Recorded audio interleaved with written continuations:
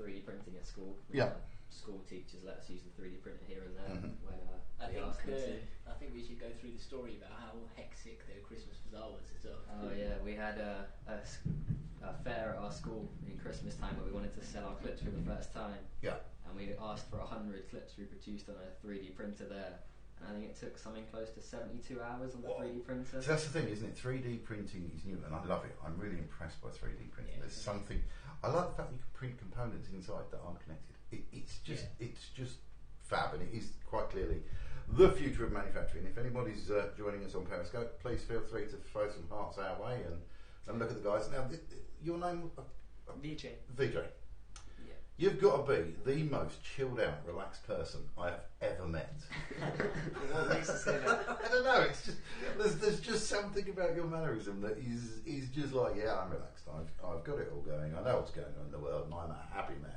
And it's impressive. So anyway, back to the 3D printing and taking hours. Yeah, I think after we saw that it was 72 hours just to get 100 clips, we kind of thought we needed to get some sort of quicker way of manufacturing.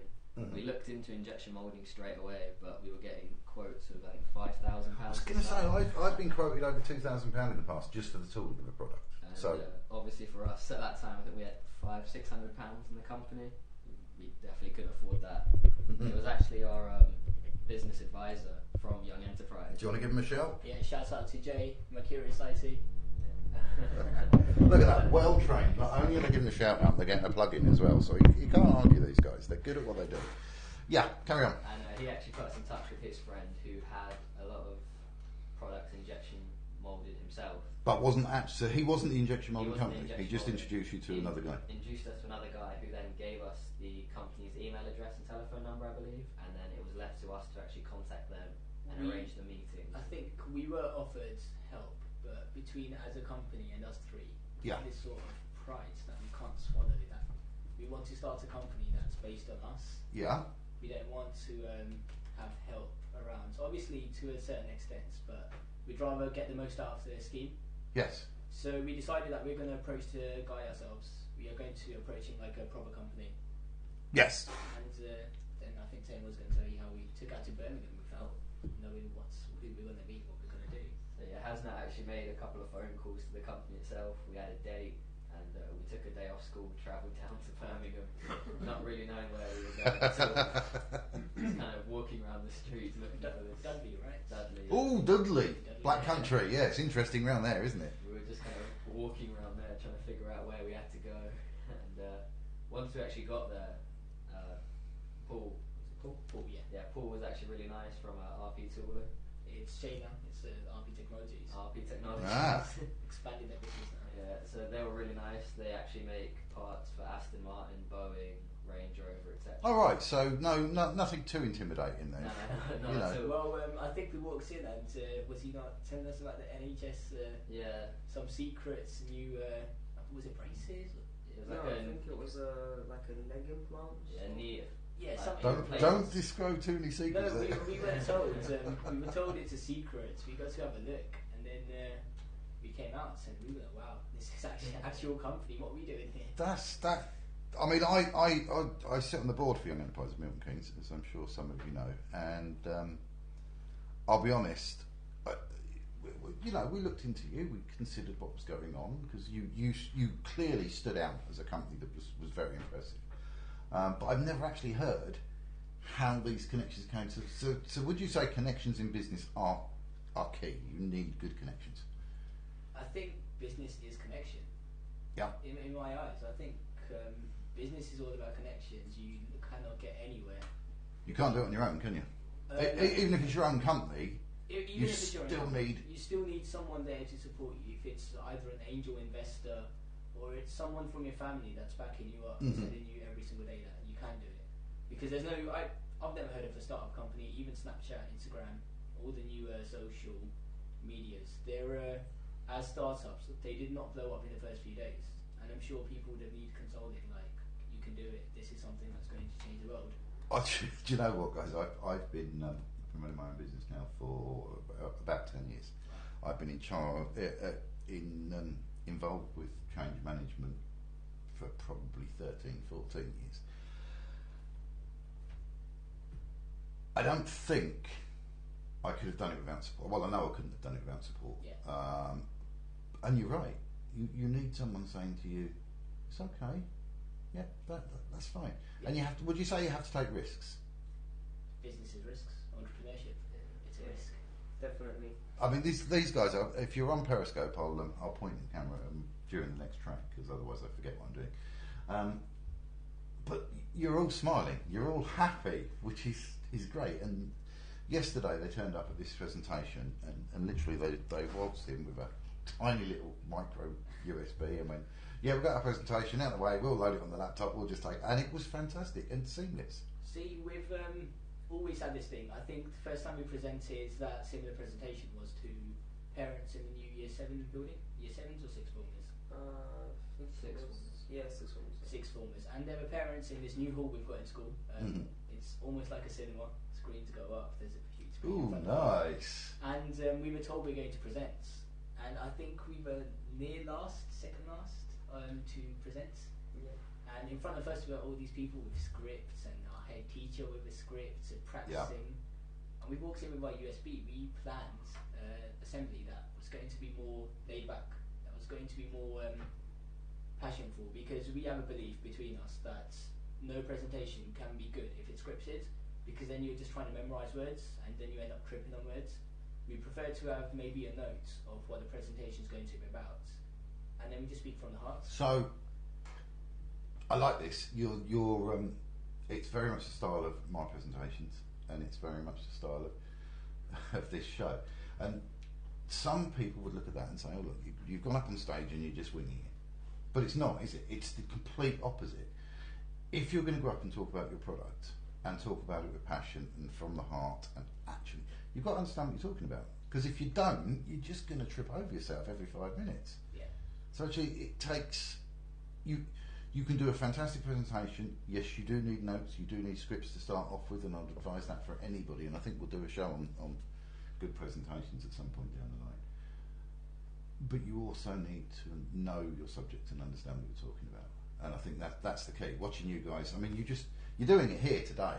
You just seamlessly pass things around between the three of you, and it's fantastic to see, especially at people your age. I mean, I've been involved with Young Enterprise. For those of you who want to get involved with Young Enterprise, by the way, the website is www.youngenterprise.org, and all the details are there for you to see. Guys, we haven't plugged your site. Please plug your website. Tell us where we buy your products.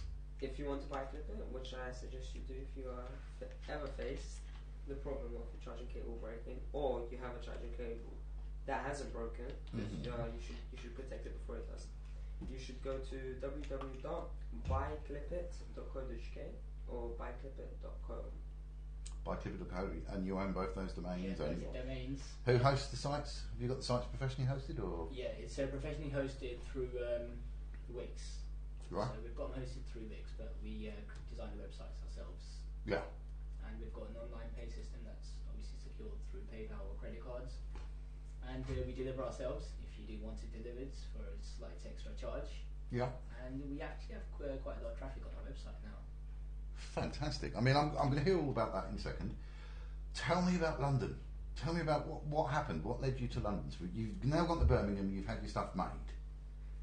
Actually, I think. Or was it the other way around? We need to know. It was London near the end. It was near the summer, and I think someone deserves a shout out here. Now, I don't quite remember the company we went to. Who gave us the advice for going to the offices? Your Cash. Yeah, Your Cash. Yeah. That's it. Your Cash. That's right. And a big thank you, I think, to Your Cash, because they were very much behind you last year. And you found them at Dragon's Den, is that right? Yeah, That's correct. I think they approached us through Dragon's Den. So you came to our Dragon's Den event. You obviously impressed, and then I think they saw you again up at Middleton Hall. Is that right? Yes. And from there they said, okay, fine. You know, we really believe in you. Well, if that's not business, I don't know what is. Well, it was Jenny from Your Cash. Jenny. Mhm. Yeah. She was Yes. very helpful towards us. She invited her to her office for lunch, and she told us this advice that just ran through her head throughout the year. And she was like, if you want this out on the shelves, don't make calls, don't make emails, because they get thousands of emails a day. Yeah. Just, I won't use the exact terminology, but she said just go to the office. Hang on, where's my bleep button? Yeah. I don't have one. Don't do it, please. She said, go right to the offices, knock on their door, tell them we have good products, and we're going to sell in your stores. And we done exactly that. We went to London, not knowing what store we're going to, but we walked around, went to store managers and told them, we have this product. Yeah. It does this. We've made this many sales. We want you to sell it. And I think we had 2 rejections out of 12 stores we went to, and we had to reject others due to negotiation price reasons. But over 4 of them, 5 of them became successful. They now stock our clip-its. And they're still stocking them, are they, now 12 months down the line? Well, they've made orders. There's a warehouse that supplies to other stores who's contacted us. So it's the boss of the company. It's all in the process of happening. Yeah, because the order's so large, we need to find a manufacturer that can actually make it. I can imagine, because 72 hours to make 100, and with a product like yours, and it goes off the shelf in a day. Well, that's a lot of work, injection moulding's quicker. Yeah, a lot quicker. So we do get them quicker now, but it's obviously we need to try and find a way to minimise the costs, because Dudley is quite a far trek as well, so it's a long distance. But we are looking for a manufacturer that's somebody in Milton Keynes. A lot more cost effective. Could be. We've approached a couple of companies in Milton Keynes. Okay. And we're just getting our tool ship back now. That reminds me, we need to get our tool ships back. Yep. So you won't. Hang on. You went to a injection moulding company with your design. Yeah. Got them to print or make how many? 500 or 5,000 something? 500. And you own the tooling. Yeah, the tooling's ours. Who thought about owning the tooling? Please tell me, because that is something that people don't do. So tell me whose idea was that? We did. We decided that instead of just having the design, we'd. I think VJ was really behind it as finance director, because obviously it's a lot of money. Well, actually, we got a very good price. Yeah. Price exclude. I mean, let's forget the price. You are 16. 70. Sorry. So you were 16. Yeah. And you had the wherewithal about you to say, actually, we want to own our tooling. Yeah. I've worked with companies in the past that are large-scale manufacturers, not supplying sort of serious supply chains, and they haven't had the thought to own their tooling when they've taken their product out. They've merely gone the cheap option, not even necessarily realised until we've tried to find a better supplier that they don't own the tooling. So where did that idea come from? Was it advised to you? I mean, either way, just negotiating it was fantastic. So tell me more. VJ, you're the one that got the name for that. To be honest, I just think we just sat down and had the discussion of what should we buy the tool and should we not. And then as a company, we just decided we need to buy the tool, definitely. But what are we going to do with the idea? If they own the tool, they will obviously they can produce the clip themselves and can sell it themselves. So to protect ourselves from the company, we decided we'll pay that little bit extra to own our own tool, and this was extremely beneficial to us as it prevented the company from selling the idea to other companies, as well as producing the clips themselves. This protection just kept us in the market, because if it got out, we could potentially be crushed as we didn't have that much capital to continue the business, whereas another company could just guys, that's a real thing. You should be incredibly proud of for doing that. Thank you. And the relationship's still good with the Dudley company? Yeah, very good. We still keep in touch. Still have emails going. Yeah. And he's ready to make more. So he's a very nice guy. Very helpful. I know proper trading companies. The guys are now up on Periscope for anybody that's watching us on Periscope. So give us a wave again, So just to tell everybody who we are, I'm Dave Stimson. This is Transitions live on Seclo Sounds, which is community radio for Milton Keynes. And joining us today in the studio for our Young Enterprise special are the guys from Clip-It who beat 17 teams, I believe, last year to get to the top. And there were some very good ideas in there last year. It was, I'll be honest, guys, you had a strong year. Yeah, and you did really, really well. And more to the point, teams that were under my guidance the 2 years previously had come first, and you took my crown away. So actually, I don't like any of you anymore. I've decided you can all leave. It's not a competition. It is a competition. Business is a competition.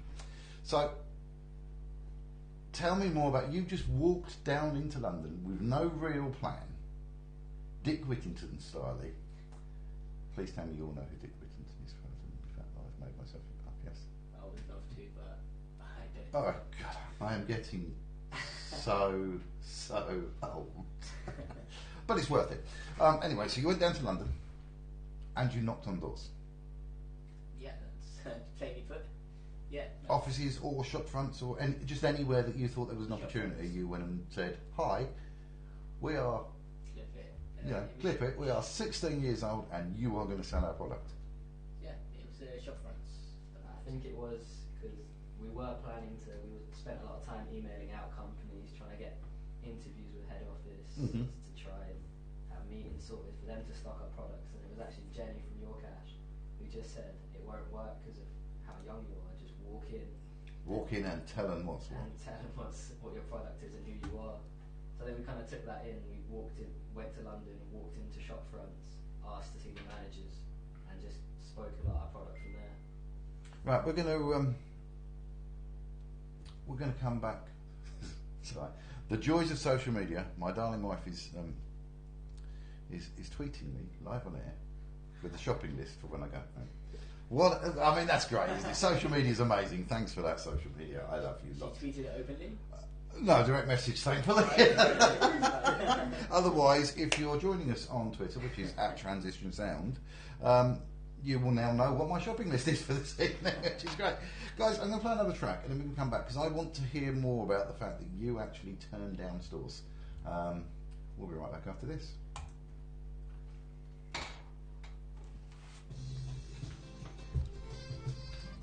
Fab! I've done it again, haven't I? Because I'm only young in this. Young Americans, David Bowie. You know what I think the best bit was about YoungEnterprise for us? We actually, if you look back on it, right, we minimised costs and everything using our age. Yeah, we actually. How much did you pay for that injection moulding? The tool we got for $450, which is basically cost price. That's fantastic. I've been quoted We up to also managed to cut down £2.5 costs because what we originally had is one clip with all the male selectors, Yeah, and one with just females. right. And you put them two together, but Paul told us, thankfully to Paul, that instead of having two tools, you Yeah. can just have one with two males, two females, and then they mirror each other. Right, I'm with you. So you're maximising, again, minimising costs, cutting down on So he wastage, gave them every for way. $450, just the one tool, and he gave us 500 clips for free because it's such a small job for him compared to obviously Aston Martin, Boeing. That is amazing that you've got somebody to back you Yeah. that well. Yeah, it. Make sure you give them a nice shout out, because that's to get a company to back you like that. But again, that's because you didn't sit on the phone, you bothered yourselves to get up to see them. We missed a school day to do that during mock exam, so it was tough, but it was worth it. And I think it's not just that, we got the banner. Oh yeah. Yeah. We got was like One of those. Yeah, we got one of those, which is just obviously a fraction of the cost of the tool. Yeah. We got that for free just because we let him advertise. And I think we used our age quite wisely. We went around like with 17-year-olds trying to start a business. Could you help us out? Did you explain a lot about Young Enterprise to do that, or did you rely just solely on the fact that it was you and not Young Enterprise that got you those deals? Because that's what I'm interested in. We did say it was just solely us because we didn't want to go down the charity route and give it to us. We were working for a charity. Yeah. We wanted to see if we're a proper business. However, we did mention that we're trying to win a competition. Yeah. And if you That help helped us us, out, yeah, you I think we did a lot of advertising for the people that helped us out. So the banners, they had their logo and stuff. Well, there's nothing wrong with that, is there? You got stuff for basically nothing. I mean, that doesn't happen. I'm not sure you realise quite how impressive you carried out last year. It's a big deal. We've got a listener from Pakistan right now. Have we? Say hi to them. Yeah, right. definitely. My cousin from Pakistan. Brilliant. Global audience. Yeah. And you're, of course, an international company, aren't you? Yeah, we've got visitors from Japan, China. I think we've got more visitors from US and China than we do from the UK. Have you sold any product overseas? Yeah, we've sold a couple to Japan, USA. Welcome back. Sorry about that, guys. We were so engrossed in conversation. For those of you watching on Periscope, that was absolutely seamless. I'm David Stimson. This is Transition. You're listening to Set Close Sounds, community radio for Milton Keynes, and joining us today, and I could probably have you on the show for the next 5 hours, in all honesty, but we don't have enough time for that, so I can't. It's the team from Clip It. Go on, give us that website one more time, guys. www.buyclipit.com and www.buyclipit.co.uk. There we go. And you are a team of 17-year-olds who... I'm going to stop calling you a team of 17-year-olds. Okay? I'm going to call you a business. You're free from Young Enterprise now. And you're a business. You are there doing it properly. Internationally, I believe. So, tell me about turning... So you said you went to 15 stores? 5 rejections? 12 said yes? And you turned down how many? I don't have a right number, But ish. Yeah, around 7. 7. Yeah. So let's get this straight. 16-year-olds knocking on the door saying, "Will you stock our product?" And then going back to those stores and saying, "Actually, do you know what? You're not doing a good enough deal for us. We're going to say no. You can't stock our product." I think a lot of it was confidence instilled from the apprentice. I'm not going to lie. Yeah. But you did that. So were you avid watchers of the Apprentice? I presume. Well, it was a couple of months afterwards, but yeah. Yeah. Apprentice. But you did it. So how much support did you get from your advisor? They must have thought we were crazy at some point. Yeah. Seriously. Yeah, I'm pretty sure Jay must have sat there thinking, "Well, what are these guys doing?" But we kept faith. So it was you were kind of leading him at some point. Can I be really awkward and ask one of you just to yeah. Front door. Cheers. Sorry, I'm just making them work for their money now. They can't all be perfect. So you went to London. You knocked on doors. They came back to you and said, "We'll stock it." What was the reason that you rejected the finance? I'm assuming. So I'll look at you. Primarily, the reason was they were offering us a too low of an offer. Mm-hmm. So some shops were offering around 50p per clip. Right. And that was just not a viable solution to us. It was just too low. We'd be making a loss on every single product sold. So, yeah. So we had to turn them down as it's just not practical. How did that feel? To be honest, it felt quite good. I'm not going to lie. But we as a company just felt more power that we as 17-year-olds turned down a shop from selling our product mainly just because the price is too low. What was the response from the shops when you said, "No, I'm really sorry, this deal isn't good enough"? I think a lot of them had their jaws drop at the fact, one, that 17-year-olds walked into their store asking them to sell their product, and then to say, "No, we're good," and walk out again. I mean, that's huge. And this isn't even shops, no disrespect, this isn't Stony High Street we're talking about here, is it? This is Oxford Streets. These were shops on Oxford Street. On Oxford Street. And you were saying, "That's not a good enough deal." Yeah, we were trying to howl. That is, talk about how to keep a brand and how to keep your margin. For those listening on Periscope, hi guys, we're still live, I think. Yep, we are. We were talking during that last track, weren't we, about the fact that you said something that was key, that at every possible stage you reduced the cost as much as you could. And so it was always, was that you leading that, PJ? Yeah, well, as a company we all did it. But as finance director, if anybody spent a penny. I was the main orchestrator because we realised that we could use our age to gain several discounts, especially on things like the injection mold. Shout out to RP Technologies and Paul, where we got a significant discount. Yeah. and to loads of other companies where we got things for free, and we also. How do you get something for free? Do you just say, "Can I have it"? Pretty much, but we didn't just take things for nothing. We also gave back to them by advertising their company and their products on our boards and our banners as well. Is there anybody you want to give a particular shout out to? Yeah, shout out to Mercurus IT and Jay, who is our business advisor. I think we're also missing Ian. Ian made some banners for us. Right. For at first a very low cost price, but then he said, "Look, I like what you're doing. I'll give it for free." And those banners would have been quite costly. I think at that time we had a very low cash flow. Yeah. So which company was that from? It's from Portrait Pie. But Right. It's they run a small sub-off section near Old Wolverton. Okay. And he was quite local. He made them in the days up, which was. So you've got people. So actually, let's get this straight. You weren't getting things for free, were you? What you were getting was companies that you went to speak to, saying, "Do you know what? We believe in you, Yeah. and because we believe in you, we're going to help you." And in theory, long term, you guys have no intention of not being Clip It. I mean, that's quite clear. There should be returns, shouldn't there? You know, money will come in and money will flow out, and people will be rewarded for their faith in you, I'm assuming.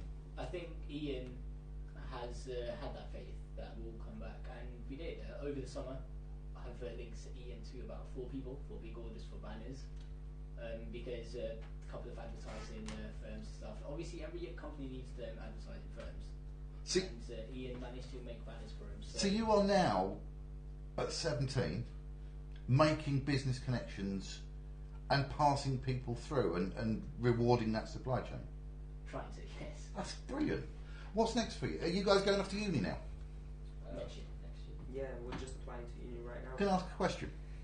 Sure. And I'm not, by any level, dissing uni. What is it you want to go and study? We'll start there. Maths with economics. Okay.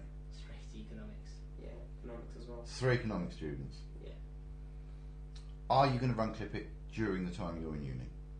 We will possibly run it, but between the 3 of us, we have this very cool new business plan that we're looking to set up. Oh, so something after Clip It then? Yeah, and that's more for the open world market, like a proper business, a very, very mainstream market. Guys, you've got a proper business. I'm going to put my hand on my heart here now, live on the radio, to all of our viewers, which I believe we have viewers in Pakistan at the moment and all the rest of the world. Before we carry on, I'd just like to give a quick shout out Do, to absolutely. my cousin Wasim in Pakistan. He's listening in from there, and also obviously family back in Milton Keynes. But yeah, And of course, he'll be listening again next Thursday when something else is on the show. Of course, Guys, you are a company. You are a bona fide, genuine, 100% business, and I don't think that should ever be looked away from. You're sitting here, going on to bigger and better things, but in all honesty, I think if you decided not to go to uni and that uni wasn't right for you, it would have pretty much no impact on your lives. And that's my honest belief. At the moment, I mean, we addressed it yesterday, didn't we, at the Kickstart, that 50% of the population in the UK now have a degree. So you need something else. So you're going to uni actually as genuine company directors. Is it a limited company? not yet. You've looked at going limited before you go off to uni? Before uni, yes. Yeah. Once we've got the patents on board, If you have any problems, patents on board as well. looking to get them on board, yes, or design registrations at least. Okay. If I need any advice running my business in the future, I know where to come. Quite frankly, this is what I do. I give business advice to people, and I help grow businesses. And guys, you're doing it. You really are. You know, if it hasn't been done, you at least know it, and it's in the pipeline. And that is something that is incredibly, incredibly outstanding. You are absolute ambassadors for Young Enterprise stands for, but more than that. What school did you go to? You haven't said the schools. Tell the school. Denby School. Where's Denby School? Shenley Church End. Yes. I was there a while ago, actually. Can't remember what now. Studying? Do I look like somebody that studies? Well, at least in my casual, relaxed state. I was. What is it you said to me earlier? I look. Oh, Less intimidating, was it? less intimidating. I look less intimidating not in a suit. These guys have only ever seen me in a suit, I presume. Yeah. So, do you see that? Would you say that a suit adds an air of business-like, and that actually, if you're going into negotiations, it's not a bad idea? You tell us we were in suits yesterday. It worked. It worked brilliant. They were in suits with a t-shirt that was branded underneath, and they looked the part. They walked into the sports hall. We had 100 and something odd people in there. They walked into the sports hall, the Cotswold Centre up in Milton Keynes College. So thank you, Milton Keynes College, for supporting us yesterday. And you just walked in and said, "Hi, we're Clip It. We're coming to do our thing," and you just did it. I mean, it was fantastic. Walked in dates. Yeah. You know, yeah, but that doesn't matter. You know, you were there on time to do your bit. Guys, we're rapidly running out of time. If you've got an iPhone and you need to buy the cable, please do buy one from Clip It, because they are an amazing bunch of guys. If you're an employer out there in Milton Keynes anywhere, potentially on the economic front, I would say, because that's what you want to do, isn't it? Yeah. So if you're an employer looking for, I don't know, an accountant or somebody to keep a view on your business, somebody with a real business mind. I'm not going to say accountancy. These guys could be business development managers. It doesn't really matter. But if you're looking for somebody, please drop us a line at the studio, setclosesounds.org, or contact these guys directly from their website. And I think you could do a lot worse than employing any one of these three guys. I know if I had staff, I would actually consider taking you on. So I think, with that in mind, this is Set Close Sounds. We're running out of time now. I am David Stimson, and you've been listening to Transitions. We will see you same time next week.